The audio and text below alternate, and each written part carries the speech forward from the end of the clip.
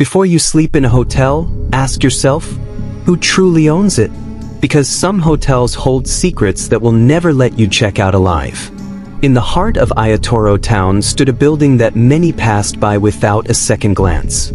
Painted in dull gray and white, with peeling corners revealing old cement beneath, it was called Marvellous Guest Hotel. It had 15 small rooms lined up along a narrow corridor, and though no one called it beautiful, it was cheap, and to many travelers, that was enough. On the faded signboard at the gate, the name Marvellous Guest Hotel, affordable comfort, was almost washed away by years of sun and rain. Dust clung to the walls. Chickens scratched the sandy ground nearby, and stray goats often slept at the hotel's entrance in the cool of the evening. From afar, it looked like an abandoned house until a visitor parked and walked in, hoping for a night's rest. Behind the cracked reception counter sat Mr. Femi, the owner. He was a tall, dark-skinned man with sagging cheeks and tired eyes. His skin was wrinkled with age and sadness, for he had once been a respected police officer but lost his wife shortly after settling in Aiyetoro. Since her death, he became a man wrapped in silence and mystery. He rarely smiled. Even now, as he sat at the reception scrolling through his small phone, he wore his old police beret, as if clinging to a past that refused to let him go. People in Aiyetoro called him Baba Officer, a name he neither liked nor corrected. To them, he was simply the quiet widower who ran a cheap hotel. But no one knew what truly went on within those walls at night. Mr. Femi had 2 children. His son, Kunal, was a tall, broad-shouldered man in his early 30s, with skin dark as burnt wood and a permanent frown on his face. He walked heavily, like someone burdened by an unseen load, and spoke little to anyone except his father. Then there was Kemi, Mr. Femi's daughter, tall like her brother but fair-skinned, her eyes big and beautiful but empty of joy. She spent most of her days in her room, coming out only when her father called her. Whenever guests saw her passing through the corridor, they often commented on her beauty, not knowing the evil her eyes had seen or done. That afternoon, the sun burned brightly over Aiyetoro town. A quiet breeze carried the scent of roasted maize from a roadside cellar down the street. Inside Marvellous Guest Hotel, the large ceiling fan spun noisily, its blades covered in dust, trying its best to cool the hot reception area. On the wall behind Mr. Femi hung a faded photograph, a portrait of him and his late wife, taken over 20 years ago, their smiles frozen forever in a past that could never return. No one knew that behind those tired eyes of Baba Officer lay secrets soaked in blood. No one knew that Marvellous Guest Hotel was not just a place for weary travelers to rest, but a place where souls were trapped, butchered, and buried, their names erased from the world forever. But on this day, the rusty gate creaked open to welcome a man whose life would end before dawn. A man who walked in with hope in his heart and prayers on his lips, never knowing that the bed he would lie on that night was soaked with the silent cries of those who had come before him. Because in Marvellous Guest Hotel, no one ever truly checked out alive. Israel sat by the small window of his room in Egbeda, Lagos, staring out at the busy street below. The sun was setting, casting golden rays over the crowded roofs, and he could hear the faint voices of children playing in the next compound. Inside his small cozy room, his wife, Joy, was busy folding clothes into a neat pile on their old wooden bed, while their 3 children sat on the floor, scribbling on their notebooks. Israel was in his mid-30s, a slim dark man with kind eyes and a tired smile. Life had not been easy for him. He had been searching for a job for years, moving from interview to interview, hoping each time that things would change for his family. For now, he managed a small roadside trade with his wife, selling provisions and household items to people in the street. It was not enough to give them comfort, but it kept them alive. Despite their poverty, their home was filled with love. Joy, his wife, was his strength. She was a slim, beautiful woman with gentle eyes and a quiet voice that calmed his worries. Their children, 2 boys and a little girl, were cheerful and innocent, unaware of the battles their parents fought each day to keep them fed and clothed. That evening, as the orange light of sunset filled the room, Israel's phone rang. He picked it up quickly, praying in his heart it was good news. His eyes widened as he listened. The voice at the other end told him he was shortlisted for a job interview in Aiyetoro town, scheduled for the next morning. "Thank you, sir. Thank you very much," Israel said softly, his voice shaking. When he ended the call, he turned to his wife with tears in his eyes. "Joy, they called me for an interview. Tomorrow morning, in Aiyetoro." Joy's face lit up like the rising sun. She dropped the clothes she was folding and rushed to hug him tightly. "God will go with you," she whispered. "This is the answer to our prayers." That night, they knelt with their children in the dimly lit room, praying together. Israel prayed that God would go before him and grant him favor. His little girl held his hand tightly, and his youngest son kissed his cheek before crawling into their thin mattress to sleep. Before dawn, Israel packed his brown bag with a clean shirt, his file of certificates, and a small bottle of anointing oil his pastor had given him. Joy cooked him a little food to eat on the way. She watched him dress up in his best trousers and the checked shirt she had carefully ironed the night before. He looked at her and smiled. "You are the best wife any man could ask for," he said softly. "And you are the best husband and father," she replied, tears gathering in her eyes. He kissed her gently, then bent down to kiss each of his sleeping children. He whispered blessings into their ears before quietly leaving the room. Outside, the early morning was silent and dark. He walked to the bus stop, his bag on his back, his heart filled with hope, whispering prayers as he boarded the bus that would take him to Aiyetoro. As the bus sped along the dark road out of Lagos, Israel closed his eyes and imagined himself getting the job, moving his family into a better house, sending his children to good schools, and seeing Joy smile with relief. His heart was full of dreams and faith. He did not know that each kilometer he traveled was taking him closer to a place where all dreams ended in blood. Because sometimes, when you leave home and pray for journey mercies, you never imagine the journey leading you to the house of death itself. The journey to Aiyetoro was long and tiring. Israel sat in the crowded bus, squeezed between two elderly women carrying baskets of smoked fish. The smell was strong, but he didn't complain. He simply stared out of the window as the bus rumbled past small towns and thick bushes, his mind filled with silent prayers. The bus finally reached Aiyetoro late in the evening. The sun had already set, leaving the town in a dim, quiet darkness. The only lights came from flickering bulbs hanging outside small shops that were closing for the day. Israel stepped down from the bus, his legs aching from sitting too long. He stretched and looked around. Aiyetoro was not as busy as Lagos. The air was cool, and he could hear crickets singing in the night. He walked along the dusty road with his brown bag on his back, looking for a place to sleep. He passed by local bars where men were drinking palm wine, their loud laughter echoing down the street. He passed women frying akra by the roadside, the smell making his stomach grumble with hunger. Then he saw it.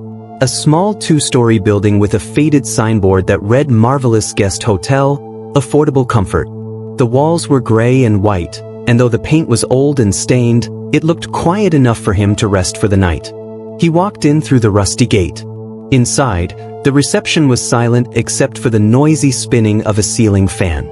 Behind the counter sat an old man in a black police beret, scrolling through his phone without looking up. Israel cleared his throat gently. "Good evening, sir." Mr. Femi slowly raised his head. His eyes were small and tired, his face blank like a carved wooden mask. "Good evening," he replied quietly. "Room?" "Yes, sir. Just for tonight. I have an interview here tomorrow morning."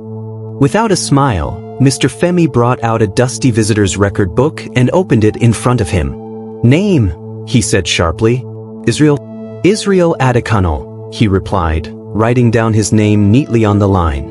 Mr. Femi tore out a key from a metal ring and handed it to him. "Room 7. First floor.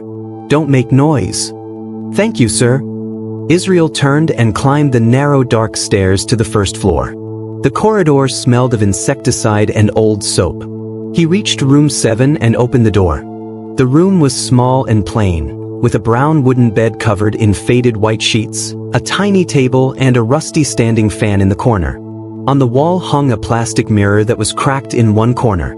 He sat on the bed and sighed deeply. His body felt heavy with tiredness. Slowly, he stood up, entered the tiny bathroom, and took a quick bath, letting the cold water wash away the sweat and dust of the journey. He changed into a clean white shirt and black trousers, then came out and sat on the bed again. His stomach rumbled. He picked up the food menu placed on the small table and scanned through it with tired eyes.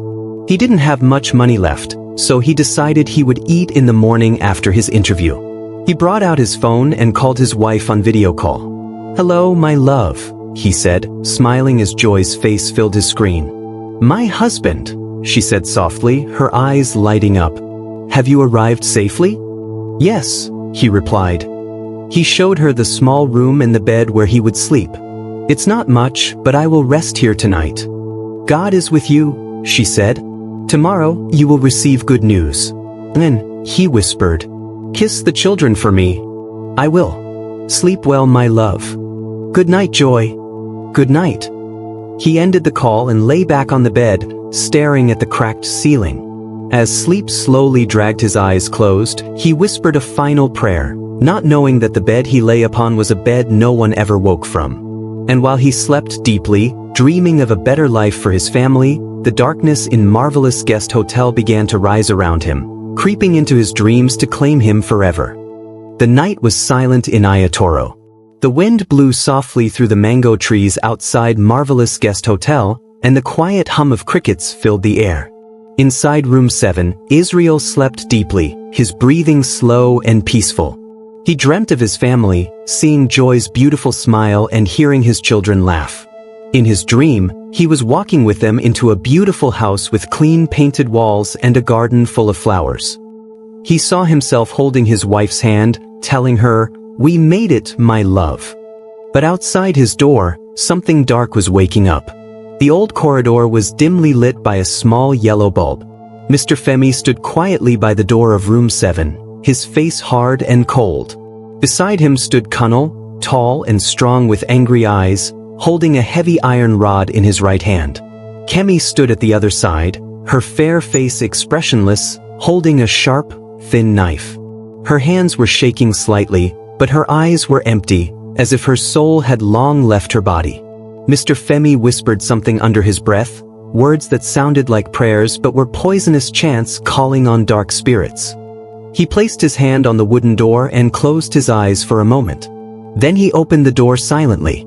Inside, Israel stirred a little but did not wake up. His sleep was too deep, his body too tired to sense the evil entering his room. Mr. Femi stepped in first, his eyes scanning the small room. The cracked mirror on the wall reflected his shadow like a demon standing over its prey. Kunal entered next, his heavy footsteps silent and sure. Kemi came last, shutting the door gently behind her. Mr. Femi stood by the side of the bed and watched Israel sleep. He felt no pity, no sadness, just an emptiness that had swallowed him long ago. He raised his hand and gave a small nod to Kunal. Kunal moved forward. Without warning, he kicked Israel hard in the ribs. Israel woke up instantly, his eyes wide with shock and pain. Before he could scream, Kunal hit him again, this time with the iron rod across his face.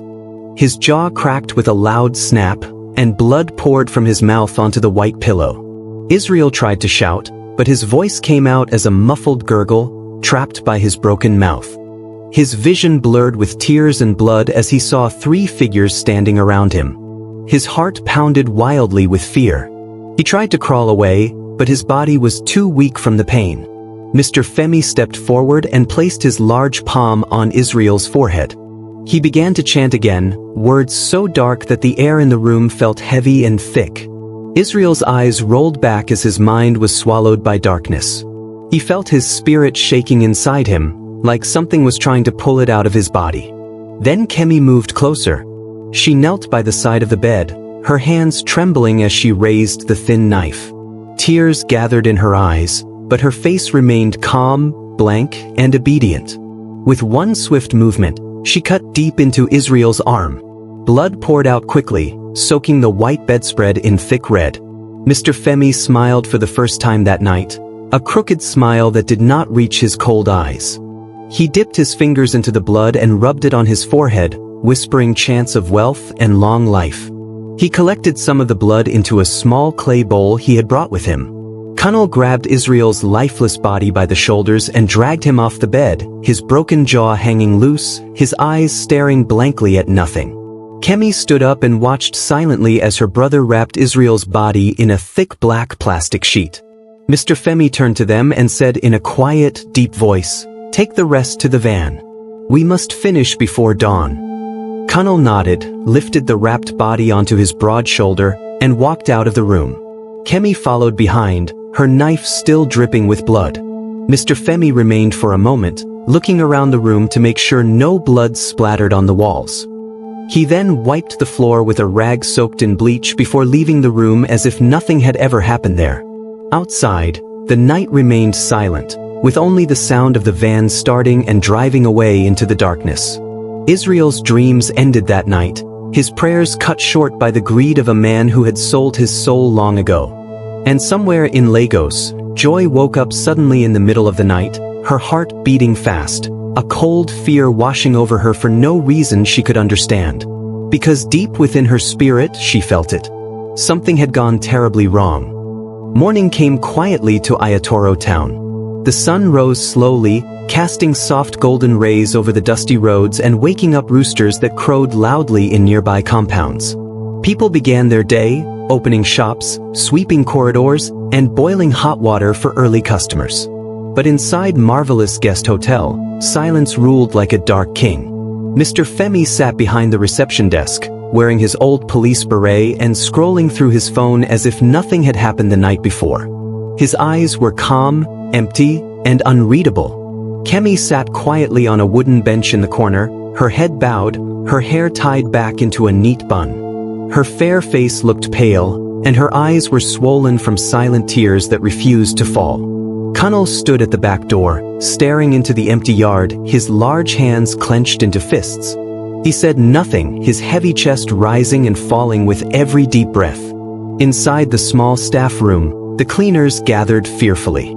There were 5 of them, young men and women from neighboring villages who had come to Aiyetoro seeking work to feed their families. They sat close together on a long bench, avoiding each other's eyes, each person trembling with silent fear. The smell of soap and bleach filled the room, mixing with the sour scent of sweat. The door opened, and Mr. Femi walked in, followed by Kunal and Kemi. The cleaners quickly stood up and bowed slightly. Mr. Femi looked at them one by one, his cold gaze piercing their souls. "Sit down," he said quietly. They obeyed instantly, their knees weak with fear. Mr. Femi cleared his throat and spoke in a deep, slow voice. "What you saw last night, what you heard, must never be spoken about. If any of you ever open your mouth about what happens in this hotel, your blood will flow on this floor. Do you understand me?" The cleaners nodded quickly, their eyes wide with horror. Some of them began to sob silently, but no tears escaped their eyes. Kunal stepped forward, holding a small clay pot filled with dark brown liquid. He placed it on the table before them. Kemi opened a small leather bag and brought out 7 small razor blades. She placed one in front of each cleaner. Mr. Femi raised his hand and spoke softly. "Swear your oath. Cut your palm, dip your blood in this pot, and swear you will never betray this hotel or its owners. If you do, your life will end in pain. Begin." One by one, the cleaners picked up the razor blades with shaking hands. Some closed their eyes tightly as they sliced their palms open, their blood dripping onto the floor before they dipped it into the clay pot. The room was filled with quiet sobs and the sharp metallic scent of fresh blood. When it was Bright's turn, she hesitated. Bright was a young girl of 19 with dark skin and gentle eyes. She had come to Marvellous Guest Hotel only 3 months ago, hoping to save enough money to send to her grandmother in the village. Her hands shook so badly that the razor blade almost fell from her grip. "Do it," Kunal growled at her, his deep voice like thunder. Tears fell from Bright's eyes as she pressed the blade to her soft palm, slicing her flesh open with a gasp of pain. She dipped her bleeding hand into the pot and whispered the oath in a trembling voice, "I swear, I will never betray this hotel or its owners." When they were done, Mr. Femi covered the clay pot and whispered a dark chant over it. The air in the room felt heavy, and the cleaners felt something cold pass over their bodies, wrapping around their hearts like a chain. "Go back to work," he ordered quietly. The cleaners left the room silently, their heads bowed low, their hands wrapped in dirty pieces of cloth to stop the bleeding. Back in Lagos, Joy woke up early, smiling to herself. She picked up her phone and dialed Israel's number. It rang and rang, but no one picked up. She tried again, thinking he was busy preparing for his interview. When he still didn't answer, she felt a small worry creep into her heart. "Maybe he's on his way already," she whispered to herself, trying to stay calm. But her hands shook slightly as she began to prepare the children for school, her spirit restless like a bird trapped in a cage. She did not know that her husband would never answer her calls again. That his phone lay in a dark corner, forgotten and stained with blood. That the man who left her with promises of hope had entered a house where hope was slaughtered in silence. Because while the town woke up to a new day, Joy's world was already falling apart, and she had no idea how deep the darkness was about to swallow her family. Joy could not concentrate all morning. She prepared the children for school, but her heart was heavy. As soon as they left, she sat on the edge of their small bed, staring at her phone. She dialed Israel's number again. It rang and rang, but still, no one answered. She tried to comfort herself. "Maybe he forgot to charge his phone," she whispered. "Maybe his interview is taking longer." But her spirit was restless. She decided to call the hotel. She searched her husband's call history and found the number of Marvellous Guest Hotel. Her fingers trembled as she pressed the call button. The phone rang for a while before a man picked up. His voice was cold and quiet. "Marvellous Guest Hotel, how can I help you?" "Good morning, sir. My husband stayed in your hotel last night. His name is Israel Adekunle. I've been calling him since morning, but he hasn't picked up. Please, can you help me check on him? I'm worried." There was a brief silence on the line before the man replied calmly, "Sorry, madam. We don't have any guest by that name here." Joy frowned in confusion. "Please check again, sir. He called me last night from his room. He said he was in your hotel." "I said there is no one by that name here," the man said sharply, and the line went dead. Joy stared at her phone in shock. Her hands felt cold. Tears welled up in her eyes as fear began to squeeze her heart tightly. She called again and again, but no one picked up. She sat still for a long time, staring at the cracked wall of her small room, her mind screaming with silent prayers. Finally, she stood up, her knees shaking. She picked up her bag and wrapped her scarf around her head. She knew what she had to do. She would go to the police. As she stepped out of her house into the busy street, the sun felt hotter than usual. Sweat rolled down her back, but she did not notice. Her heart was pounding loudly in her chest as she whispered under her breath, "God, please, please protect my husband, wherever he is." At the police station in Egbeda, Joy sat on a wooden bench, waiting for her turn. The walls were covered with posters of missing people, wanted criminals, and anti-crime campaigns. The smell of dust and sweat filled the room as people moved in and out, reporting their troubles. Finally, it was her turn. She sat before a young officer named Semilore, a dark, slim woman with braided hair pulled tightly behind her head. "How can we help you, madam?" Officer Semilore asked kindly. Joy swallowed hard, tears rolling down her cheeks. "My husband, he traveled yesterday for a job interview in Aiyetoro town. He called me last night from Marvellous Guest Hotel. Since morning, I've been calling him, but he is not picking up. I called the hotel, but they said no one by his name stayed there. Please, I am scared. Something is wrong." Officer Semilore listened carefully, her face calm and professional. "Do you have his picture and the hotel's number?" Joy nodded quickly and showed her Israel's picture on her phone. Semilore took down the hotel's contact and stood up. "Wait here," she said firmly. She walked into the inner office where Detective Obi sat. He was an elderly officer with a pot-belly and small reading glasses perched on his nose. She explained the situation quietly. Detective Obi frowned. "Get Officer Kumo. We're going to Aiyetoro today. Something is not right about this." Within 30 minutes, they were on their way. Joy sat at the back of the police van, clutching her husband's picture tightly to her chest, tears silently rolling down her cheeks. She did not know what they would find in Aiyetoro, but deep in her heart, she knew her life was about to change forever. The journey to Aiyetoro felt endless. Joy stared out of the window, watching villages and farms rush past her eyes, but she saw nothing. Her mind was filled with Israel's smile, his tired eyes, his gentle voice. She prayed quietly, her lips trembling with each whispered word. Finally, they arrived at Marvellous Guest Hotel. The sun was setting, casting a golden glow on the gray and white building. Officer Semilor stepped out first, followed by Detective Obi and Officer Kamo, a tall, muscular man with sharp eyes. They walked into the reception.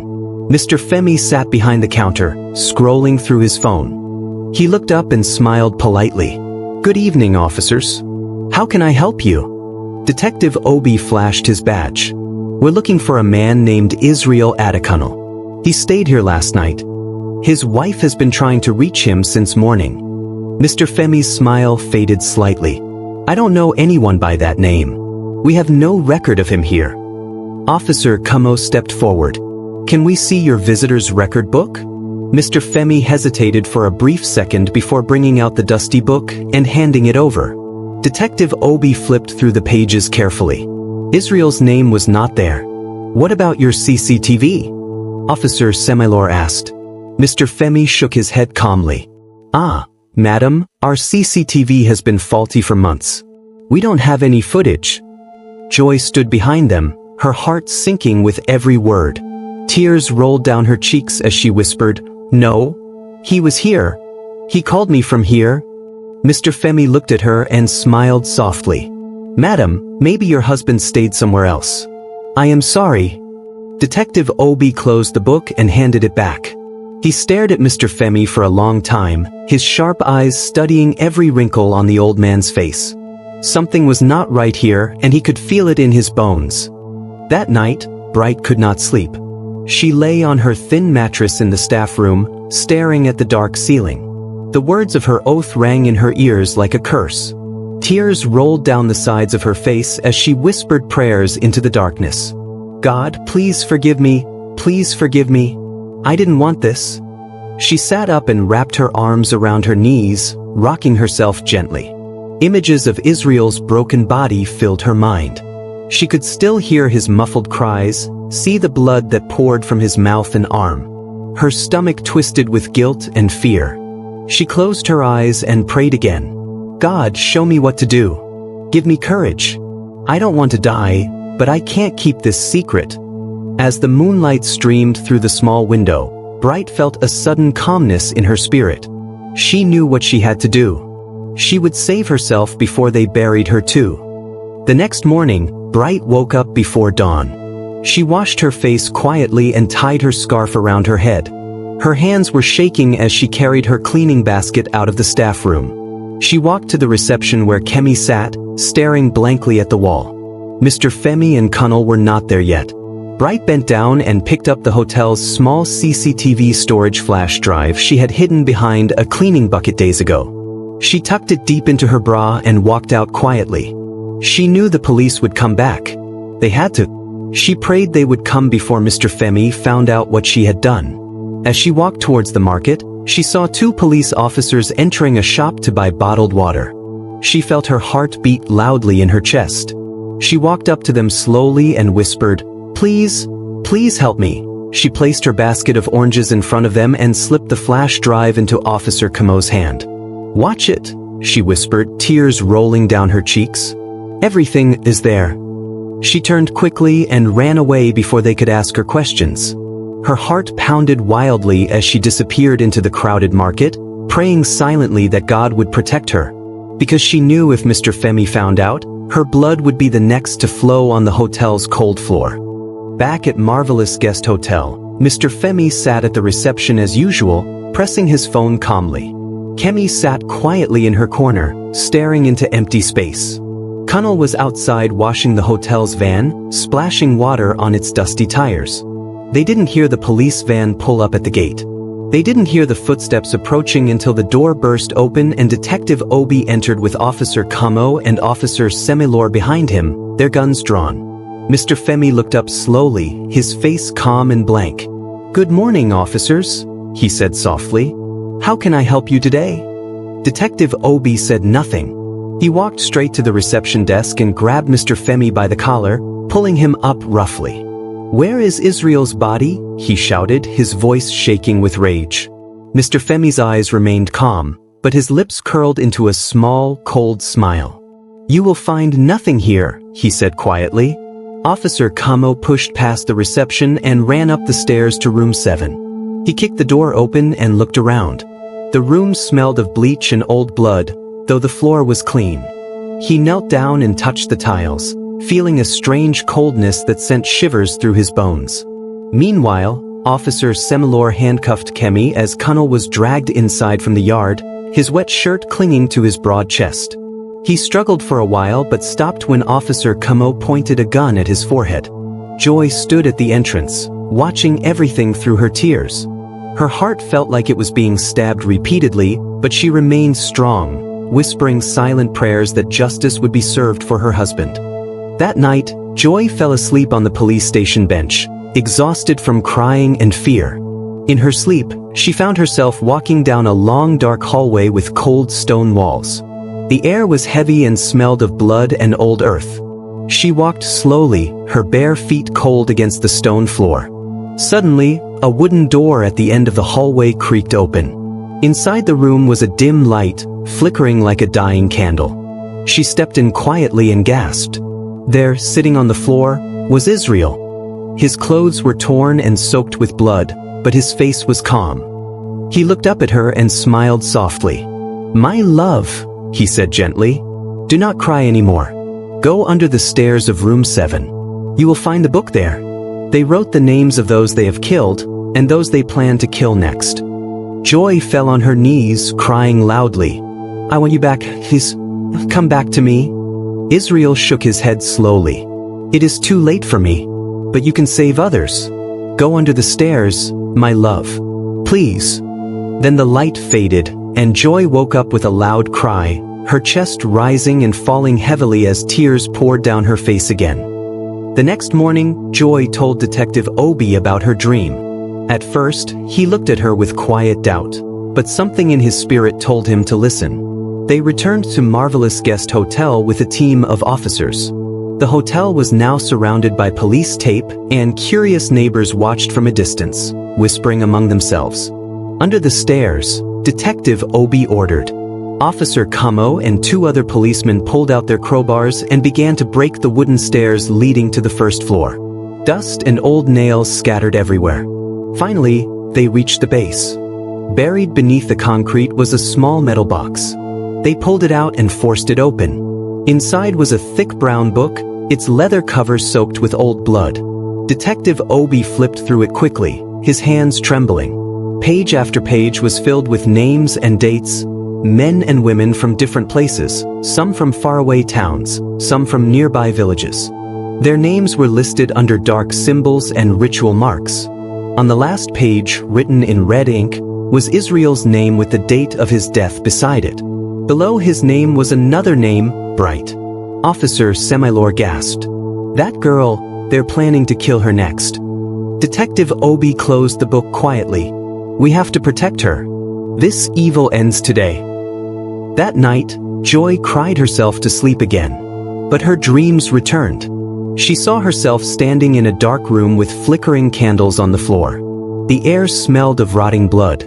In the center of the room was a black coffin surrounded by candles, with blood dripping slowly from its base onto the cold cement floor. Suddenly, the coffin lid opened slightly, and she heard Israel's voice. "My love, take the pastor to room 8. The ground must be anointed. Burn the book. Only then will the souls find rest." Joy woke up with a start. Her whole body was trembling, but her spirit felt strong. She called her pastor early that morning and explained everything with tears in her eyes. "God will go with us," the pastor said calmly. They arrived at the hotel together with the police. Room 8 was locked, but Officer Kamo kicked it open. Inside, the smell of death almost choked them. The pastor raised his bottle of anointing oil and began to pray loudly, tears rolling down his cheeks as he anointed every corner of the room. They gathered all the candles, the coffin, and the blood-stained items in a pile outside and poured kerosene over them. Detective Obi threw the thick brown book on top. With trembling hands, Joy struck a match and threw it into the pile. Bright flames rose into the sky, sending black smoke swirling into the morning air. Joy fell on her knees, crying loudly as the pastor laid his hands on her head, praying for peace to return to her shattered life. Because in that moment, she knew that her husband's soul could finally find rest, and the darkness of Marvellous Guest Hotel had been defeated forever. The morning after the ritual burning, the news of Marvellous Guest Hotel spread like wildfire through Aiyetoro town and beyond. People gathered outside the hotel gates, whispering in fear and shock. No one could believe the quiet gray and white building they had always ignored held such darkness within its walls. Detective Obi stood with Officer Kamo and Officer Semilore, watching as the forensic team moved in and out of the hotel, carrying boxes of evidence. Joy sat under a tree nearby with Bright, holding her hand tightly. Bright's eyes were swollen with tears, but there was relief in her heart. "You saved me," she whispered to Joy. Joy shook her head softly, tears rolling down her cheeks. "God saved us, Bright. God saved us." Inside the hotel, officers found more terrifying discoveries: hidden rooms behind false walls, shelves lined with dark ritual items, and shallow graves filled with human bones. Every corner of the hotel reeked of death and evil secrets. When Kunal and Kemi were brought out in handcuffs, the crowd screamed curses at them. Kunal walked with his head held high, his eyes wild and unfocused. Kemi stumbled behind him, her fair face pale and tear-streaked, her lips trembling with silent prayers. Finally, Mr. Femi was let out. He walked calmly, his police beret tilted slightly, his eyes staring blankly at the ground. People spat at him as he passed, shouting, "Murderer! Demon! Devil in human skin!" But he said nothing. He only smiled faintly, a twisted, sad smile that held no joy. At the police station, the three murderers were locked in separate cells. Detective Obi sat at his wooden table, staring at Mr. Femi through the iron bars. "Why did you do it?" he asked quietly. "Why kill innocent people who came to you for shelter?" Mr. Femi raised his eyes slowly, his face empty of remorse. "The land is cursed," he whispered. "The gods demanded blood to lift the curse. It was not my choice, it was my duty." Detective Obi shook his head in disgust. "Your duty? To slaughter fathers, mothers, children? You have no soul left, old man." Mr. Femi said nothing, but tears gathered in his old eyes. It was the first time anyone had seen him cry. He turned his face away, pressing his head against the cold iron bars as silent sobs shook his shoulders. But his tears were not of repentance. They were of a man who knew his end had come. In the women's cell, Kemi sat in a corner, rocking back and forth, whispering to herself, "Forgive me, forgive me, forgive me." Her mind had begun to break, and soon her voice rose into loud, painful screams that echoed through the station. Kunal sat in his cell, laughing loudly to himself. His eyes were wild and unfocused, his laughter rising and falling like a madman possessed by demons. The next day, the government sent bulldozers to Marvellous Guest Hotel. People gathered to watch as the machines roared to life and tore down the walls that hid so many evil secrets. As the gray and white building collapsed into dust and rubble, Joy stood silently beside Bright. Tears rolled down her cheeks, but she felt peace in her heart. The place that swallowed her husband would never harm anyone again.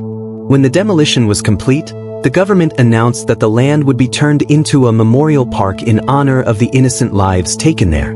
They buried Israel's remains in a quiet corner of the new park, placing a small white marble headstone with his name engraved gently. Israel Adekunal, beloved husband and father, gone but never forgotten. Joy knelt by the grave, touching the cold marble with her trembling fingers. "Rest well, my love," she whispered, her tears falling onto the fresh earth. "Your children and I will never forget you." That night, Joy slept for the first time in days without waking up screaming. She dreamt of Israel again. He stood before her in a bright white robe, his face calm and beautiful. There was no blood, no wounds, only peace. "My love," he said softly, his voice echoing like music in her soul. "Thank you for freeing me. Live your life without fear. God is with you." Joy cried in her dream, reaching out to touch him. "I miss you so much," she whispered. "I am always with you," he replied, smiling gently. "Take care of the children. Teach them to love God. And forgive those who hurt you. Let your heart be light again." Then he faded into the bright golden light, leaving Joy with a quiet peace that filled her spirit. Months passed, and the story of Marvellous Guest Hotel remained in the hearts of everyone. People visited the memorial park to pray and remember the lives lost there. In prison, Kunal and Kemi both lost their minds completely. Kunal spent his days laughing and beating his head against the cell walls until his face was covered in blood. Kemi sat quietly, rocking back and forth, singing nursery rhymes to herself in a cracked, trembling voice. Mr. Femi remained silent. He never spoke another word. Every day, he sat in his cell staring at the floor, his eyes empty, his soul lost in the darkness he had created. Bright moved to another town and started a small vegetable business with the help of church members. She visited Joy often, kneeling before her with tears. "Forgive me for not speaking up sooner," she always cried. But Joy would hold her hand gently and say, "Don't worry, Bright. God has forgiven you. Live your life in truth now." Joy continued to raise her children in love and faith. Each time they passed Israel's grave, they placed flowers and whispered prayers, remembering the man who loved them beyond life itself. Thank you for watching. Subscribe to this channel for more interesting stories. Like, share and comment.